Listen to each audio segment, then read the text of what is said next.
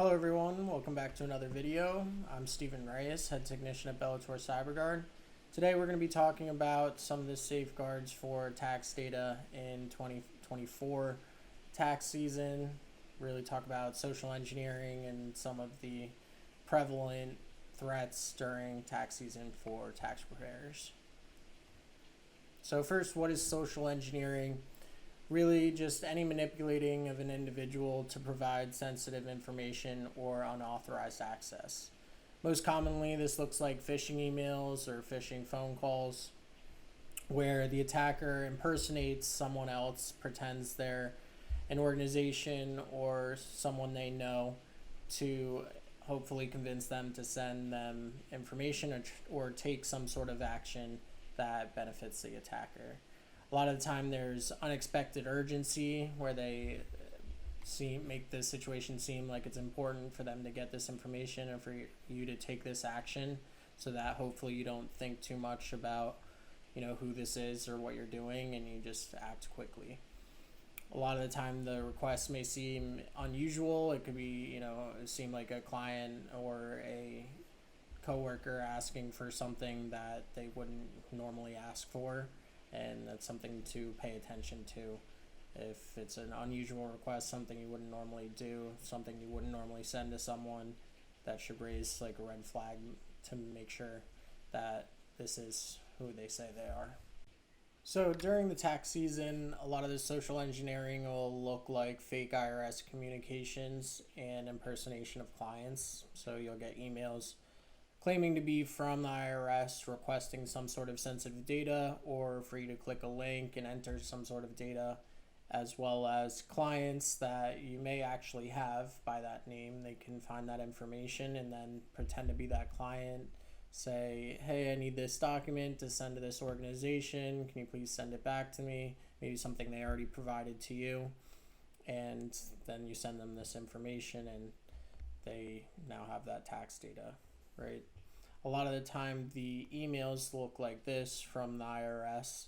Something like this, all the different phishing emails, they can look very differently, but they'll have a couple consistencies among them, right? So a lot of the time they'll have some sort of link. You can see in this one that get started link, they want you to click that link and take some sort of action and enter some sort of information in there. And the only way to tell a lot of the time, because it can be a pretty convincing email, is the actual email address that it's sent from, right? So you can see that email address doesn't have the @irs.gov domain, which should be a red flag, right? If it doesn't have that, it is not a legitimate email from the IRS. Now, do remember that to the left of that email, you can see the IRS in bold print. That can be faked, right? So you can have that name there. That could also say, John, who you may know from as a client or a coworker. That can really say anything. What can't be faked is the actual email address. So it's important to always verify the email address, that it is an email address you trust and they are exactly who they say they are. So that's a general phishing email, the one we just looked at. The difference between spear phishing and regular phishing emails is that the regular phishing emails, kind of, to give a good analogy, is like a wide net, right? So they're trying to catch a lot of fish. They'll maybe send the same email to thousands of people and just catch what they catch and just hope that, a certain percentage of people click on and enter the information. Whereas a spear phishing attack, they're fishing with a spear, right? Which you only catch one fish with a spear, right? So they're sending these emails. The spear phishing emails are much more personalized and targeted to a single person, right? So it'll go through this process, starting with the attacker getting to know the person they're trying to get information from, maybe use their social media, find out who their clients or coworkers are, follow that trail, figure out someone you may know. They'll make a specific email just for you and just for this attack that may be similar to an email that you trust, in hopes that when you look at the email, it'll be close enough that you'll think it's the correct email.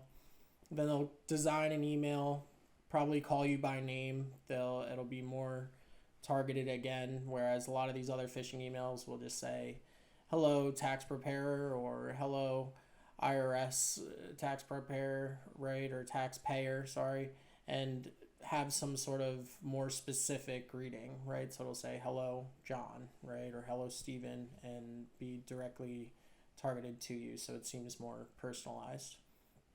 The email will make it through the spam filter 99% of the time, because the way that spam filter works is that an email address, once it gets flagged for phishing and spam so many times, then it'll automatically go to the spam filter. But if it's a new email address that hasn't been flagged before, which it wouldn't have been if they created this email for you, it'll go into your inbox like any other email. Then you open the email, you think you know this person, maybe you check the email address, but you don't double check, and it's close to the email that you trust, but it's not the exact email. And then you take this action, right? And it ends the same way as the regular phishing emails, in that you take some sort of action, you click a link, you download something, you maybe send them information that they're requesting, or fill out a form, and now they have this sort of information, right? So the key difference being that these spear phishing attacks are much more targeted and can be much more dangerous, really. There's a greater risk because they already know some things about you, and they're probably going to act on this information a lot more of the time too, if this is kind of fallen for. So how do we combat against all these different social engineering tactics during the tax season? First, training our employees as well as our clients, and having some sort of understanding of phishing emails, making sure that we're verifying the email addresses, making sure that we're using secure communication channels, especially with their clients. So there should be a process in place for your clients to send you sensitive information. Maybe they log into a portal or use a password protected attachment, and you share that password over a phone call or some secure way, and only follow that process to share information, so that when they receive an email maybe that seems like it's from you and you're asking for this information and it's not following this process at all, there should be like a red flag going up where they think, oh, maybe this isn't you, I should at least call them and make sure, right? Also using data encryption, encrypting your hard drive. If you're using Windows and you have Windows 10 Pro or 11 Pro, you should have BitLocker available to encrypt your drive. So just turn that on. It's very simple to turn on. Make sure you remember your recovery key. And if you're using a Mac, they have File Vault is kind of the same thing to encrypt your drive on a Mac. As well as encrypting data in transit. Any emails that should be encrypted using password protected attachments. Should have an incident response plan in place, so steps to follow in the case of an incident or some sort of breach, or if someone does fall for a phishing emails, clear steps to take that outline exactly what to do, and so there's not much thinking involved and time isn't wasted, panicking. There's clear-cut steps to take in that scenario. And lastly, using 2FA on anything, really anywhere you can, but at least to your tax software and any sort of portals that have access to sensitive information, so that if credentials are leaked and somebody falls for one of these emails, these phishing emails that ask for credentials, then they won't be able to gain access with just the credentials. They'll need the second form of authentication. That can look like a text message sent to your phone with a code is very popular, or using an authenticator app. You can use biometrics. There's a lot of different things you can use as that second factor. But yeah, that's everything for this video. Please check out our other videos. We have a series on the Security 6 that goes into a lot of the six different controls that should be in place to kind of protect your information. So 6 security practices to use that could help really anyone secure their system and their organization. And that's all for this video. Thanks for watching and have a great rest of your day.